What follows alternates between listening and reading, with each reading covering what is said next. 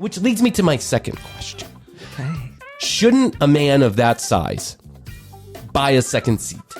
Shouldn't he be required to buy a second seat? Now, I think the last great prejudice in our society is people who are large. Absolutely. I have family members who are large. I have friends who are large. Yeah. I can only imagine. I get an extra 10 pounds and I feel like the world is gonna crush me every time I look at the mirror. I'm right. like, I want to masturbate with the lights off so I don't see myself.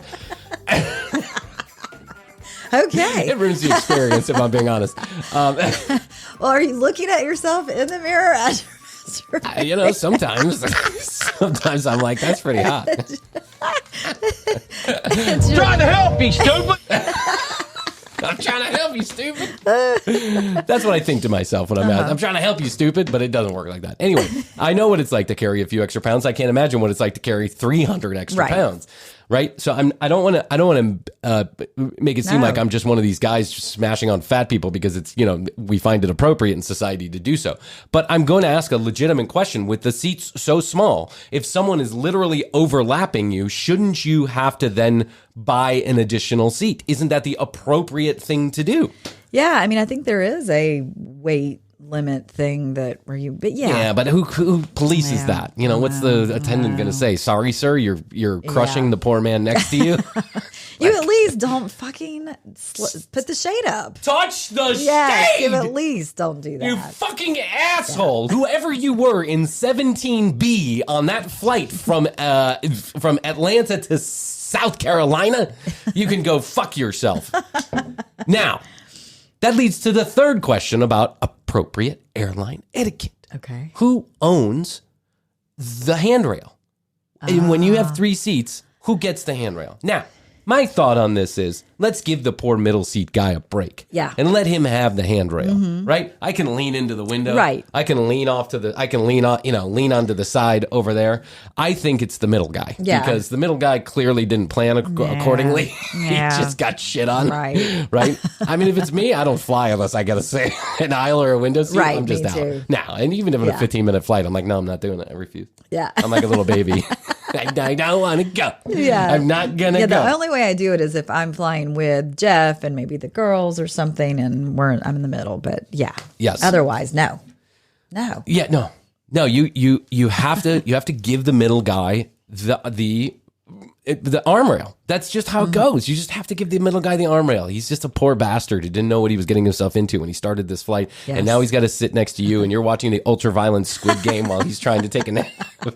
So I gave him the arm rail and half of my chair, to be fair to this and guy. The shade. And the shade. That's right. And Yeah. it's fucking jackass.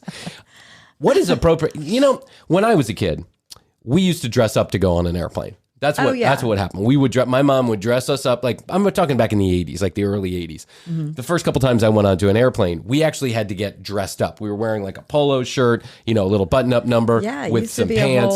That's right. Yeah, and we would never think to go on an airline with a t-shirt or shorts or the worst, which is what I saw on the way to Memphis, is a lady who was wearing a completely sleeveless shirt with a bikini top. Just like a glittery bikini top. Oh, okay. Right? I think I saw the same thing. Did you see the same thing? I think I saw the same thing. We weren't on the same flight, but I think I see the Yeah. Why is that okay? I don't know. Why should somebody have to be subjected to your armpit smell? Yeah. Honestly. Why don't you just go fuck yourself and just drive? Yeah. Take the Greyhound bus. Take a Greyhound. Isn't that where that's appropriate? Yeah. Have you ever taken a Greyhound bus? I have not. Oh my God. I have Thank not. God. I took one from like Orlando to Tampa. It was an experience. I bet I'm it sure was. that at least 6 of those people were on the FBI's most wanted list. Probably. Including the guy next to me. Most of the crime stories that I see on TV involve like a bus. I gotta tell you, I'll tell you a story one time about my trip from Costa Rica, from the trip that I was on with you. Yes. I took a bus. It wasn't, there's no government busing there except in San Jose, I think, but it was like this bus that runs from Monteverde to San Jose where the airport is. And it's a good 3.5 hour, 4 hour ride. Okay. It's an hour and a half just to get down the fucking mountain. You went on the same bus, but on a different day. Yeah. So I went on that bus, and it made a million fucking stops, including a stop so the bus driver could see his girlfriend, and then another girlfriend, and then get some juice, and then he stopped at a couple food stands. There was a chicken in there. Yep, there was a live chicken in the back.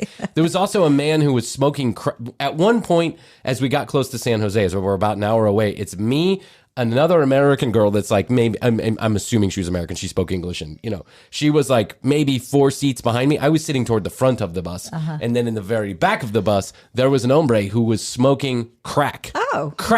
Cocaine the entire way. And at one stop, when the guy stopped to get al fresco dente whatever shit fucking juice down the side of the road, it was delicious, by the way. I got one also. Those side of the road things are good. Delicious. Yeah, they're just like take it off the tree and squeeze it in their front yard and sell it to you for $1.